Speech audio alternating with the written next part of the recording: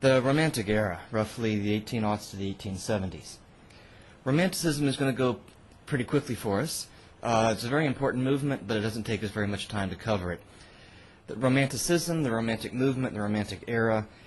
This word romantic, when we use this word romantic in the context of the humanities, we're talking about romantic music or romantic novel or romantic poetry or something. We're not using this word romantic to refer to someone's love life. We're not talking about that use of the word romantic. We're using this word in an older use of the word romantic just to mean emotions in general. Not necessarily falling in love kind of emotions, although it might be, but not necessarily falling in love kind of emotions.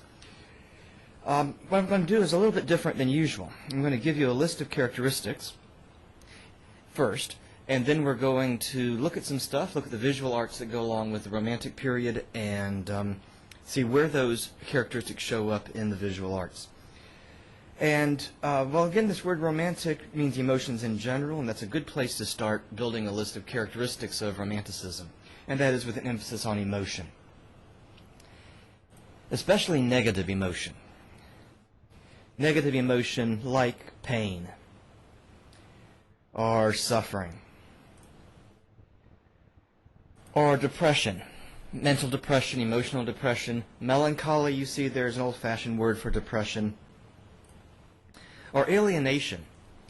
Alienation means intense loneliness, intense isolation, the kind of loneliness, and we've all experienced it, where you can be surrounded by people, have people all around you and yet still be alone, not connected to anyone, not fitting into a community, an intense loneliness, intense isolation, that kind of painful loneliness.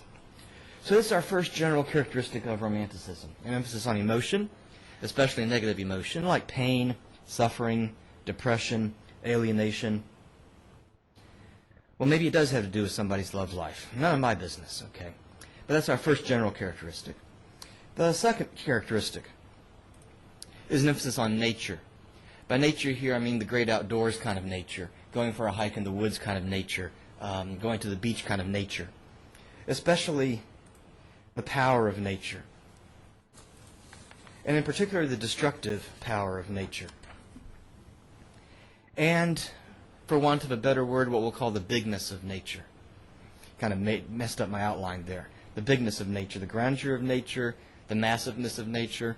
Romanticism reminds us that nature is full of a lot of big, powerful, destructive things, like earthquakes, tornadoes, tigers, and all kinds of stuff. So that's our second general characteristic of Romanticism. A third general characteristic, major characteristic, is something we really haven't seen a lot of before in the course, and that is social and political commentary. We haven't seen a lot of that because, well, really, nobody really cares what ordinary people in the street thinks about things, for the most part. But with those revolutions that we talked about when we looked at the Enlightenment, the American Revolution, the French Revolution, the Latin American revolutions, and other movements which were revolutionary, that weren't exactly revolutions, but that brought more republican forms of government to the German states, the Austria, the Italian states, England, and so on. Now all of a sudden it matters what citizens think about things, what public opinion is, because citizens are going to elect representatives to make decisions for them. And so now shaping public opinion, pointing out problems in society or problems with the government, social, political commentary becomes important. Those are the big three: an emphasis on emotion, an emphasis on nature, and social and political commentary. There's all kinds of minor characteristics. Your textbook gives you a whole list of minor characteristics, just two that are going to show up in the stuff we're going to look at today. The first, an interest in the supernatural, things that lie outside the natural world. If you like ghost stories, then romantic literature is for you. Monster stories, Bram Stoker's Dracula novel, Mary Shelley's Frankenstein novel, murder mysteries or detective stories where crimes are solved in kind of eerie, spooky, weird kind of ways, like Arthur Conan Doyle's Sherlock Holmes stories or Edgar Allan Poe's detective stories. You may have read some of those in a literature course sometime. So an interest in the supernatural. And then another minor characteristic which is going to show up today, an interest in the exotic, things that lie outside of Western culture.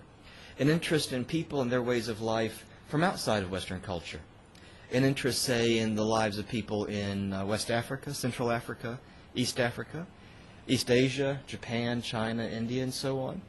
A lot of interest in the American Indian during the Romantic period. An interest in people who live outside of Western culture.